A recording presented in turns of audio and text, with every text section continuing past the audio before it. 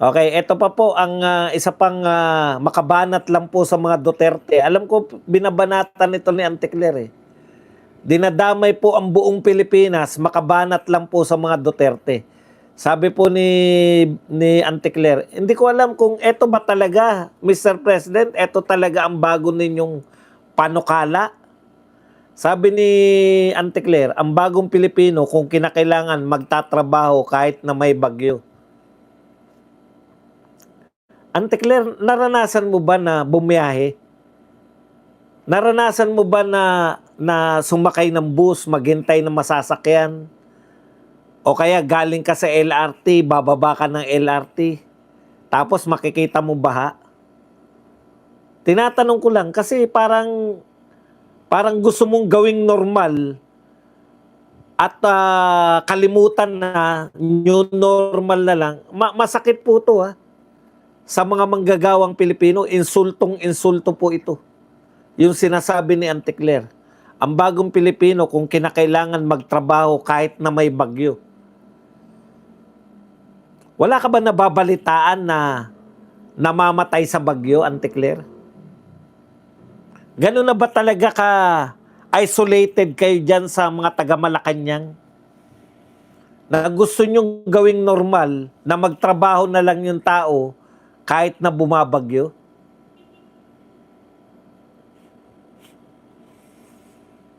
Anong gusto mo palabasin? Bakit ganyan kayo magsalita? Wala na kayong pakialam sa nararamdaman ng tao. Yung mga manggagawa na papasok, pag hindi po ninyo diniklara ng maaga na walang pasok, sinusuong po niyan yung baha.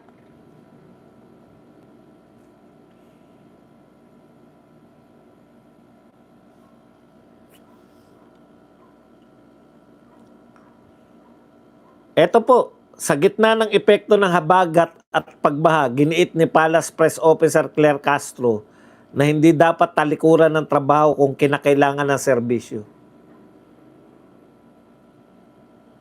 At lagi po natin tandaan ang bagong Pilipino kung kinakailangan magtrabaho kahit na may bagyo, hindi tinatalikuran ng tungkulin sa tao para lamang sa isang konsyerto at itatago na lamang ang ginawa pag nalantad na sa publiko. Eto ba, pareho ba kayo na sinasabi ni Abante? Kasi ang tinutukoy ni Abante na pakanta-kanta lang si BP Sara eh. Paano nyo nalaman na habang bumabagyo? Bawal na po bang kumanta ang mga tao pag may bagyo?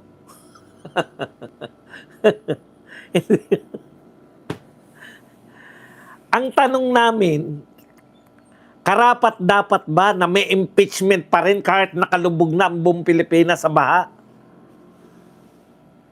Karapat-dapat ba na mag-ubos tayo ng 25 million a day para patunayan lamang na may maling paggasta na dapat hindi binigay ni Acosta kay La Chica ang pera? Wala pong pagnanakaw Ang tinututulan lang po nila, iniabot ni Acosta kay La Chica. Dapat daw, direkta si Acosta, siya ang magbibigay kay Mary Grace Piatos. So, 70,000 ang pera. 70 million ang binadget sa katulad ni Mary Grace Piatos. Ilan libo yun? 1,000? Si Acosta mismo lahat yun. Pupunta si Acosta. Babalik tayo dun Ngayon, ano po ang kasalanan ng Vice President kung gusto niya po na mawalan ng rebelde sa Pilipinas? Pinakamatagal na po to na insurgency problem. Gusto pong lutasin ni Vice President Sara Duterte. Kaya nanghingi siya ng confidential fund. Binigyan naman siya ng Pangulo. Ginastos niya yung confidential fund. Ano po ang masama? Walang masama nung una, lalo na nung una. Pero dahil gusto nilang gawan ng kasamaan, yung 11 days, pinagmulan nila ng investigasyon. Dahil may 11 days, mag-imbestiga tayo. 11 days lang ginastos Pero napatunayan natin yung basis nila na investigation. Legal naman pala. Wala palang illegal sa 11 days. So mismong yung dahilan kung bakit sila nag-imbestiga ay hindi po illegal. Yun po yung basis nila kaya sila nakahingi ng mga dokumento mula sa COA. Ang tanong, yun ba legal o illegal yung ginawa ng COA? Pinabulatlat yung confidential fund. Huwag kayong mag-alala. Sabi nga ni Erice, 2028, huwag kayong tatakas. Dahil dyan magaganap yung pagtutos ayon kay Erice. Anong gusto mong sabihin? Papasok ang mga Pilipino kahit bumabagyo, kahit na sila po ay hanggang dibdiban tubig, dahil galit lang kayo na may kumakanta. Sino yung pinariringgan mo na kumakanta, nagkukonsyerto? Si BP Sara. Sigurado ka ba na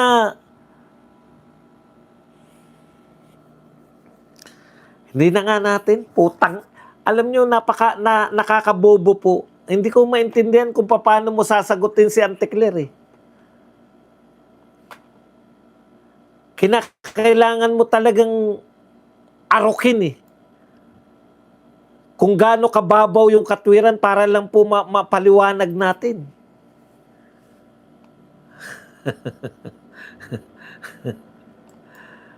Ang hirap na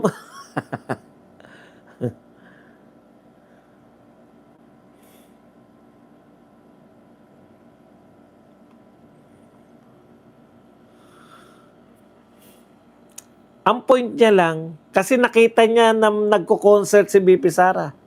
Nakita ka rin namin nagko-concert, Auntie Claire eh.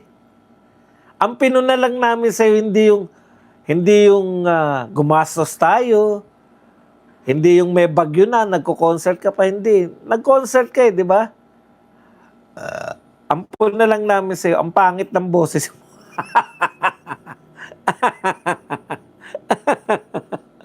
Ang pangit lang ng boses mo, yun lang. Pero hindi namin pinupuna na, program yun eh. Di ba? Program. Gusto mo siguro libangin yung mga OFW. Kaya yung sumunod, minura ka na lang. Baka kantahan mo pa sila. Ngayon, hindi ko po alam kung ano po yung hindi po natin alam kung ano po yung context ng nakita natin. Nakita ko rin po yun eh. Tuwan-tuwa nga ako eh. Tignan niyo po yung diferensya. Nakita ko si BP Sara na kumakanta. Natuwa ako. Galing naman ni BP Sara. Kahit na binabanata na siya ng lahat, unaffected. Doon ka ba naaasar? Auntie Claire, doon ka ba naaasar?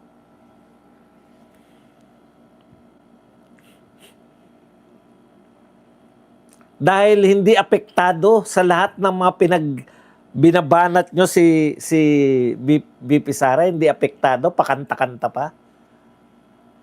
Alam mo ba yung context kung bakit siya kumakanta? Talaga bang, yung bang pagkanta ni BP Sara ay, anong tawag doon? Ginawa niya yun, office hours. Office hours ba yun? Nabawasan ba yung pagiging vice president niya nung kumanta siya? Nagko-concert lang ba siya habang office hours? Malamang hindi po. Malamang labas po yan ng office hours. Malamang may okasyon. Malamang hindi natin alam. Pero marami po nakapanood ng pagkanta ni BP Sara na nasiyahan. Perspective ba? Perspective. Nakikita namin inaatake si BP Sara mula kung saan-saan. May inaatake ng media, inaatake mo, Auntie Claire, inaatake ng mga congressman, inaatake ng mga senador, inaatake ng kung sino-sino. Tapos nakakakanta pa. Nai-inspire kami. Nanlulumo na kami. Ang mga Pilipino, gupong-gupo na eh. Wala kaming naaasahan sa gobyerno eh. Pero tignan mo, nagbibigay siya ng pag-asa, eto magiging presidente namin. Pagdating ng 28, sasaya na rin kami. Pwede pala kaming maging masaya lang muna. Kahit na sandamakmak ang problemang hindi nalulutas. Right attitude. Hindi naman siya kumakanta habang nasa baha.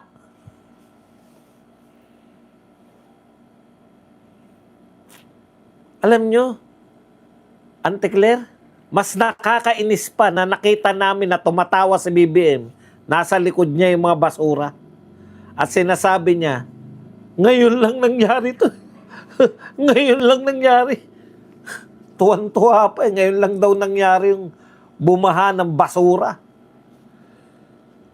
Ang tagal na sa politika ni BBM. Ngayon lang nangyari to. Tawa siya eh. Ngayon lang daw nangyari. Yun po ang nakakaasar. Kasi dumalaw ka ron eh.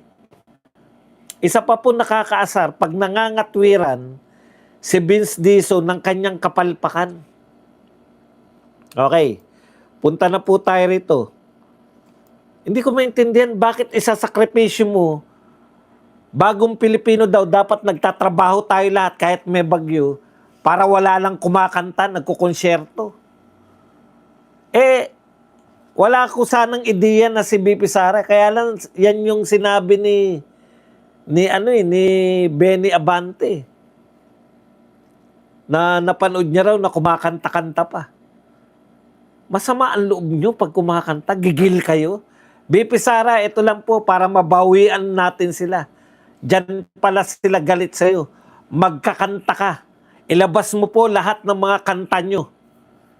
Mag-video po kayo ng kanta araw-araw para mawindang na yung mga bumigay na yung mga utak na mga yan. Alam na po natin kung paano po sila titirahin na apektado sila. Una, tirahin po sila na sabihan sila ng pangit. Ikalawa, kantahan mo, BP. Sige, suportado ka namin. Kantahan mo ng kantahan yung mga yan, ng marindi. Magsibigay na lahat. Ano pong masama kung kumanta si BP Sara? Buti sana kung naglalakwatsa, yung sinasabi niyo lakwatsa, OFW ang kaharap niya. Yung sinasabi niyo na panay pasyal si BP Sara, sino po ang kaharap niya? Si Lenny nga, pag nagpunta ng ibang bansa, hinahanap yung mga Dito yung mga Koreano. Dito sila nag-shooting, papapicture din sila ng mga anakis niya.